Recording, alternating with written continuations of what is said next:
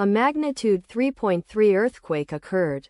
Oaxaca, Mexico. 14 kilometers W of Rio Grande, Mexico, or 147 kilometers SSW of Oaxaca, Mexico. On Tuesday, the 13th of May 2025, at 1 hour 9 minutes and 3 seconds local time, the quake had a depth of 10 kilometers and was not felt, or at least not reported so.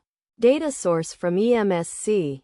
Did you feel it? Let us pray. May the earthquake that occurred not affect our brothers and sisters there.